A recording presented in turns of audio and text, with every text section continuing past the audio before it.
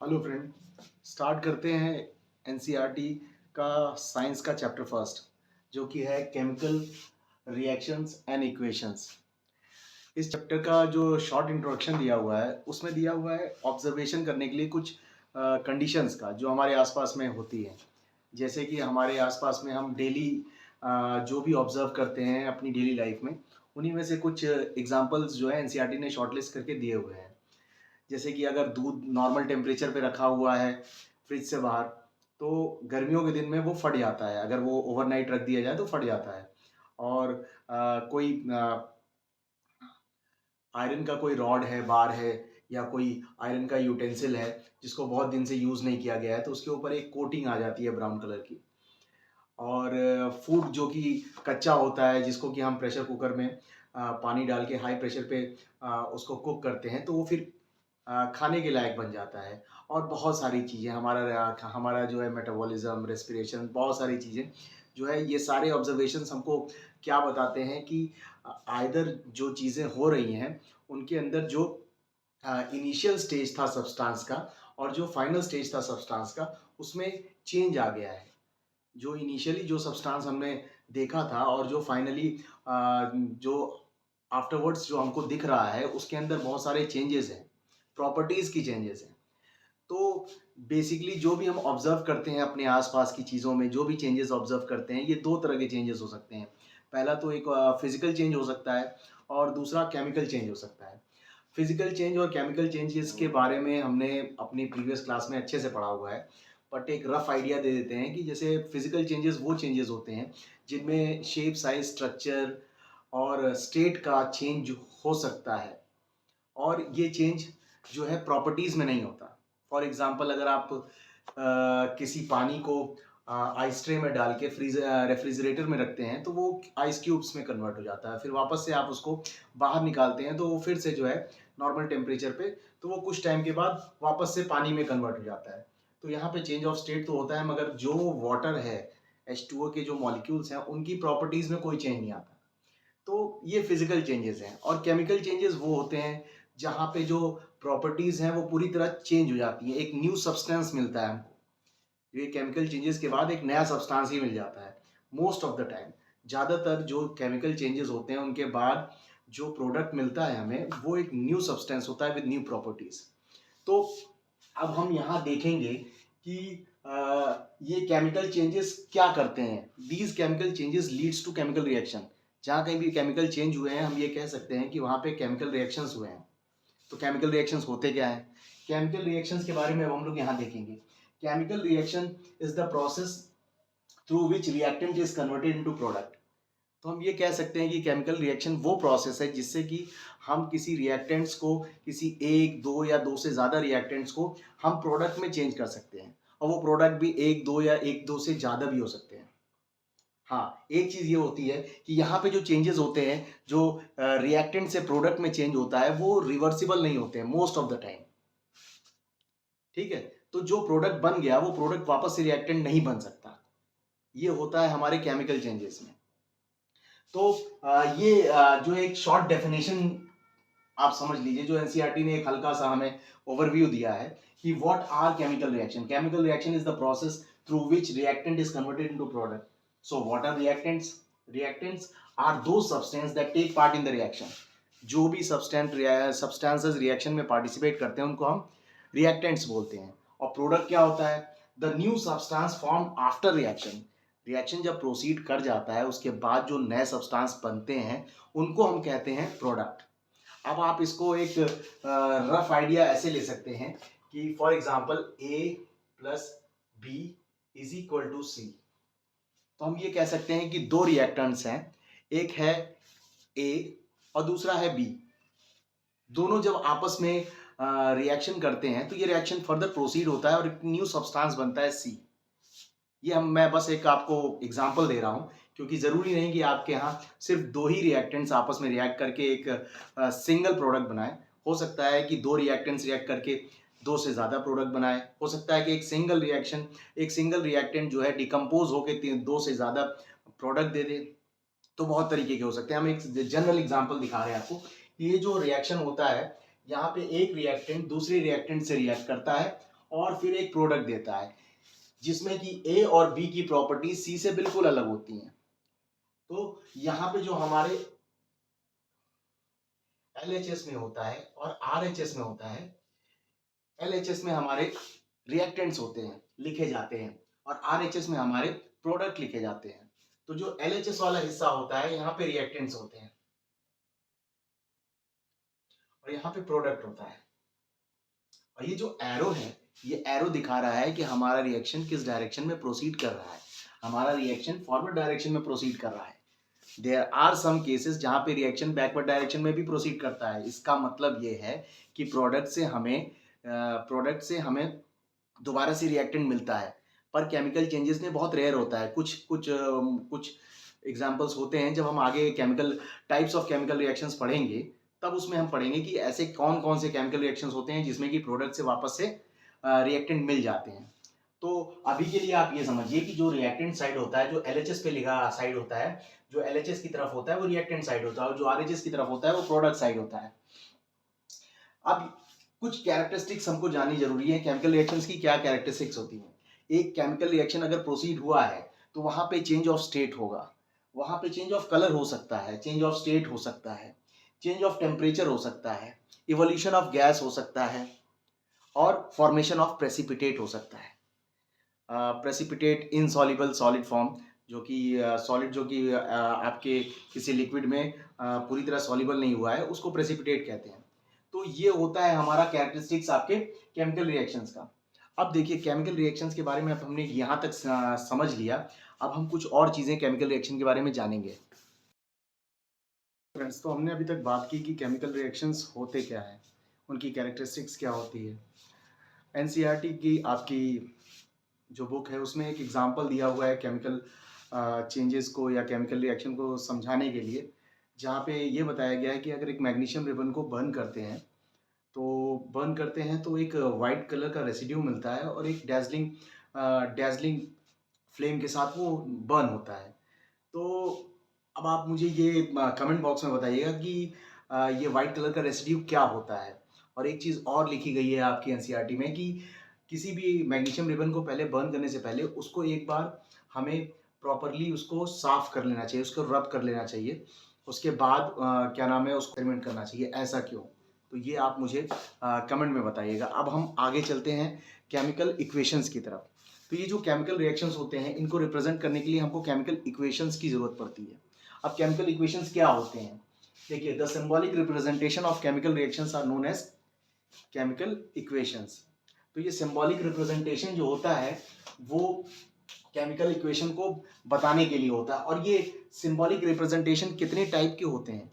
ये जो आपका केमिकल इक्वेशन है, ये कितनी टाइप का होता है?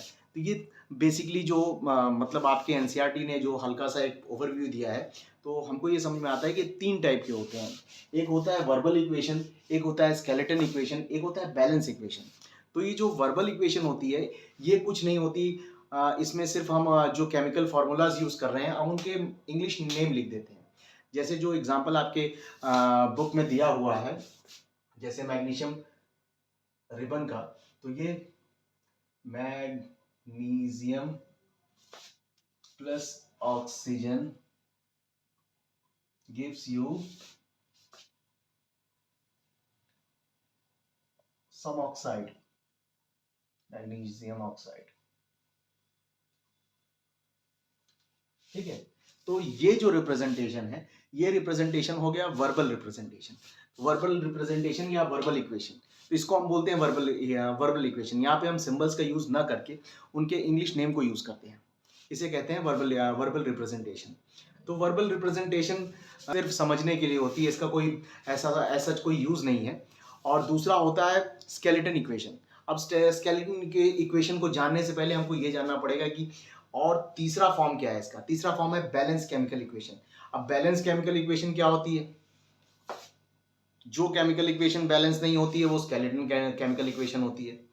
तो बैलेंस केमिकल इक्वेशन क्या होती है? अब इसको समझने के लिए हमको ये समझना पड़ेगा कि जो ये केमिकल इक्वेशंस हैं केमिस्ट्री में, ये law of conservation of mass को फॉलो करती हैं। अब law of conservation of mass आपने पढ़ा होगा, फिजिक्स में पढ़ा होगा कि mass can neither be created nor be destroyed, it can be converted from one form to another form.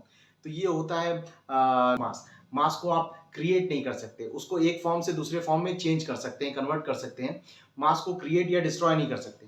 तो ये जो केमिस्ट्री में जो हमारा लॉ ऑफ कंजर्वेशन ऑफ मास होता है, उसके अकॉर्डिंग ये क्या केमिकल इक्वेशंस कैसे इसको फॉलो करती हैं, ये इसको इस तरीके से फॉलो करती हैं कि इनका ये कहना है कि number of atoms taking part at the reactant end should be equal to the number of atoms which we get at the product end।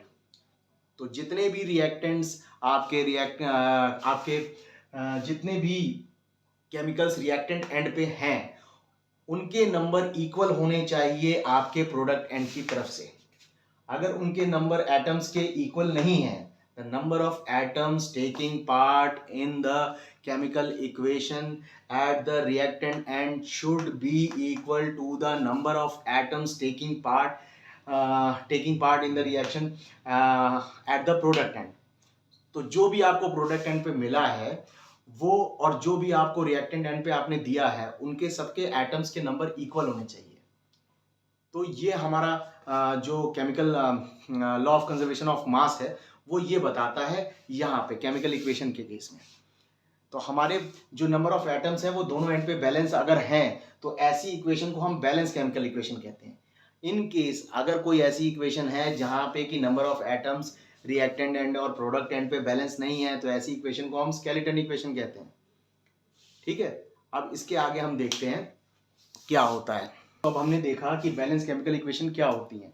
अब बैलेंसिंग केमिकल इक्वेशन हम अभी थोड़ी देर बाद देखेंगे। पहले हमको ये समझना होगा कि इसके आगे बढ़ने से पहले हमको ये चीज़ जाननी होगी कि केमिकल रिएक्शंस में जो आपके एलिमेंट्स या कंपाउंड्स पार्टिसिपेट करते हैं, वो रिएक्शन करते कैसे हैं। देखिए, जब भी हम किसी भी रिएक्टेंट को उसके एक्वस फेज में ले जाते हैं और वहाँ पे किसी भी एलिमेंट से या दूसरे कंपाउंड से उसको मिक्स करते हैं एक्वस स्टेट में, तो ये जो एक्वस स्टेट होता है, इसमें पानी में उस केमिकल का एक डाइल्यूटेड वर्जन जो है उसमें मिक्स किया जाता है।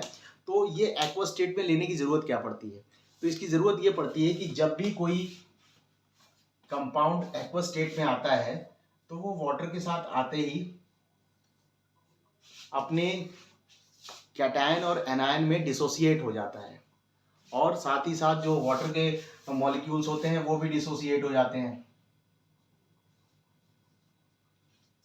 तो इससे क्या होता है कि इससे रिएक्शन प्रोसेस इसके बाद ही आगे बढ़ता है। जो भी हमारे रिएक्टेंट्स हैं वो जब इस फेज में आते हैं, इसके बाद ही रिएक्शन होता है। अगर कोई सॉलिड एलिमेंट है तो वो भी रिएक्शन करने के बाद कंपाउंड बनने के लिए अपने एलिमेंटल फेज में आता है, और फिर जाके ये बॉन्ड करते हैं। तो ये बॉन्डिंग होने से पहले ये अपने आयनिक फेज में आते हैं।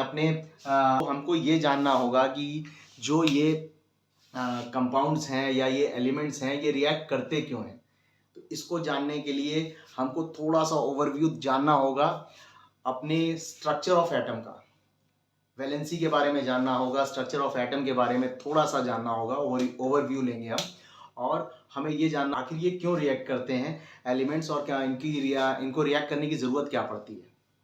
तो इसको जानने के लिए हमको ये जानने की ज़रूरत है कि जो हमारे एटम्स होते हैं वो या तो ऑक्टेट या तो ड्यूप्लेट फॉर्म्स में जब आते हैं तो वो स्टेबल होते हैं। क्या नाम है, ड्यूप्लेट फॉर्म में जो आपके एटम्स होते हैं तो वो अपने स्टेबल फॉर्म में होते हैं। हाँ तो फ्रेंड, अब हम ये तो जान गए कि ये जो एक्वस स्टेट में है, जो केमिकल्स या कंपाउंड्स रिएक्शन में पार्टिसिपेट करते हैं, ये डिसोसिएट हो जाते हैं। अब हमको ये जानना है कि आखिर ये कंपाउंड्स या एलिमेंट्स जो हैं वो रिएक्शन करते ही क्यों हैं, उनको रिएक्शन करने की ज़रूरत क्या है। तो इसके लिए पहले हमको एटॉमिक स्ट्रक्चर को थोड़ा सा देखना होगा। देखिए, जो एटॉमिक स्ट्रक्चर होता है उसमें हमारा न्यूक्लियस होता है, वो सेंटर में होता है, और उसके बाद उनके बहुत सारे शेल्स या ऑर्बिट्स होते हैं, जैसे कि KLMNO, इस तरीके से सेल्स या ऑर्बिट होते हैं। जो पहला शेल होता है न्यूक्लियस के जस्ट बाहर, उसमें सिर्फ 2 इलेक्ट्रॉन्स होते हैं, मैक्सिमम 2 इलेक्ट्रॉन्स कैरी कर सकता है, और अगर उसमें 2 इलेक्ट्रॉन्स हैं तो वो स्टेबल स्टेट में होता है। इसको बोलते हैं ऑक्टेट स्टेट, इसको बोलते हैं ड्यूप्लेट स्टेट, सॉरी इसे ड्यूप्लेट स्टेट बोलते हैं। और ये उसी स्टेट में अगर ये सिर्फ सिंगल ऑर्बिट का कोई एलिमेंट है तो ये उसी स्टेट में जो है स्टेबल रह सकता है। उसके बाद आते हैं दूसरे ऑर्बिट्स पे, ऑर्बिट एल एम एन, सब में जो है फिर इसी तरीके से इलेक्ट्रॉन्स भरे जाते हैं। उसके बाद वाले ऑर्बिट में 8 इलेक्ट्रॉन, उसके बाद वाले में 8 इलेक्ट्रॉन, फिर उसके आगे ऑर्बिट में नंबर्स होते हैं जहाँ पे कि हमारे एलिमेंट्स जो स्टेबल फॉर्म में आ पाते हैं, जितने मैक्सिमम इलेक्ट्रॉन वो अपने बाहरी शेल में रख सकते हैं, इसी को बोलते हैं उनकी वैलेंसी। अब वैलेंसी हर इलेक्ट्रॉन की 8 या 2 नहीं होती, तो उस 8 या 2 को अचीव करने के लिए वो रिएक्शन करते हैं, और जैसे ही वो अचीव करने के लिए बॉन्ड्स बनाते हैं, पेयरिंग करते हैं, इलेक्ट्रोवैलेंट बॉन्ड बनाते हैं, कोवैलेंट बॉन्ड बनाते हैं। अब ये सब चीज़ें हम आगे देखेंगे, अगले चैप्टर्स में देखेंगे, मगर एक हल्का सा ओवरव्यू देना चाहूँगा कि ये जो हमारा जो मैजिक नंबर्स होते हैं, जैसे कि 2, 8, 8, 18, 18, 32, तो इसको समझाने के लिए सबसे इजी तरीका है कि अगर हम इनर्ट गैस के जो पीरियोडिक टेबल में इनर्ट गैसेस हैं, अगर उनकी वैलेंसीज को हम चेक करें तो हम बड़े आसानी से, या उनके एटॉमिक नंबर को चेक करें तो बड़े आसानी से हम इन मैजिक नंबर्स को देख सकते हैं, क्योंकि सबसे स्टेबल या स्टेबल जो सबसे मैक्सिमम स्टेबल एलिमेंट्स होते हैं वो इनर्ट गैसेस होते हैं, जो हमारे पीरियोडिक टेबल में दिया हुआ है। तो जैसे कि हम पहला ले लेते हैं हीलियम। हीलियम में 2 इलेक्ट्रॉन होते हैं, इसमें अगर हम 8 जोड़ते हैं,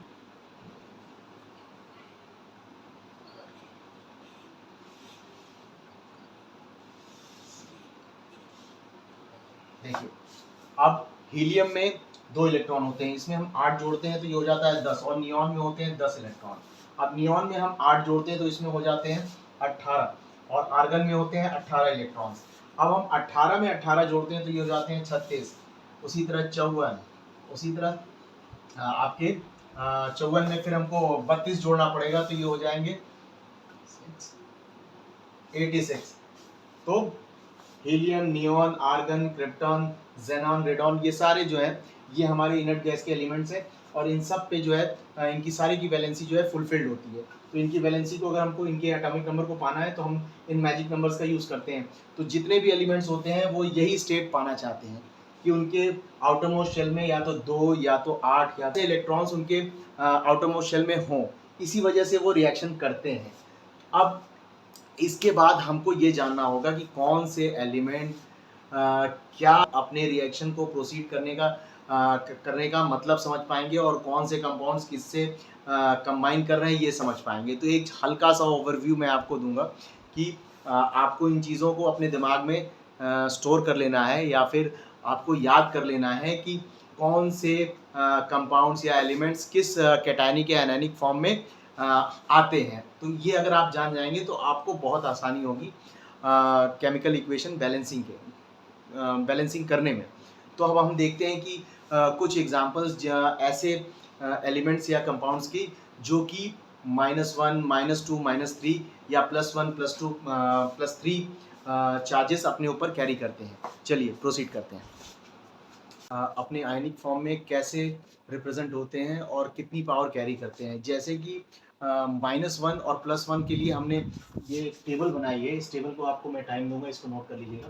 जैसे कि +1 और -1 चार्ज जो है, तो +1 चार्ज जो है आपका हाइड्रोजन, पोटेशियम, सिल्वर, ये सब जो है +1 चार्जेस होल्ड करते हैं, और ये कंपाउंड है अमोनियम आयन। अमोनियम आयन भी +1 चार्ज कैरी करता है अपने ऊपर। उसी तरह -1 चार्जेस जो है ये फ्लोरीन, क्लोरीन, ब्रोमीन, आयोडीन, ये जो ग्रुप होता है हेलोजन का, ये -1 चार्ज कैरी करता है अपने ऊपर। उसके बाद जो हाइड्रोक्साइड आयन होते हैं वो -1 का चार्ज कैरी करते हैं अपने ऊपर। नाइट्राइड आयन -1 का चार्ज कैरी करते हैं अपने ऊपर। हाइड्रोजन कार्बोनेट, बाइकार्बोनेट्स होते हैं वो अपने ऊपर -1 का चार्ज कैरी करते हैं। इसी तरीके से जो +2 चार्जेस हैं वो आपके magnesium, calcium, barium, zinc, copper, iron. तो जो कॉपर और आयरन है ये एक स्पेशल केस है, क्योंकि ये बहुत सारे ऐसे एलिमेंट हैं जो दो वैलेंसी शो करते हैं, तो उसी में से कॉपर भी है। कॉपर आपका +2 भी शो करता है, +1 भी शो करता है। तो ये सारे जो एलिमेंट्स हैं ये सब आपके +2 की वैलेंसी शो करते हैं। उसी तरीके से अगर हम इधर जाएं तो -2 के लिए तो -2 में आपको ऑक्साइड्स -2 वैलेंसी शो करते हैं, sulphide, carbonate, sulphate, sulphide, chromate, dichromate, ये सारे जो हैं आपका -2 वैलेंसी शो करते हैं। इसी तरीके से +3 वैलेंसी जो है हमारे अल्मोनियम, आयरन और क्रोमियम जो है ये +3 वैलेंसी शो करते हैं। अपने आयनिक फॉर्म में ये +3 की वैलेंसी कैरी करते हैं। और उसी तरीके से ये जो कंपाउंड्स हैं फॉस्फेट के और नाइट्राइट के, ये सब भी जो है अपने ऊपर -3 की वैलेंसी कैरी करते हैं। तो ये जो टेबल है ये आपको इन जनरल आपको धीरे धीरे आप इसे याद कर सकते हैं या दिमाग में रख सकते हैं, ताकि आपको कोई भी केमिकल इक्वेशन समझने में दिक्कत ना आए। तो मैं कुछ टाइम देता हूँ, आप इसे नोट डाउन कर लीजिए या फिर मेरी वीडियो को पॉज करके इन इक्वेशंस को आप लिख सकते हैं। तो कुछ टाइम मैं देता हूँ, इसको आप लिख लीजिए, फिर हम नेक्स्ट सेशन में हम देखेंगे कि कितने टाइप्स के इक्वेशंस होते हैं और फर्दर फिर इस चैप्टर में हम आगे बढ़ेंगे। Thank you.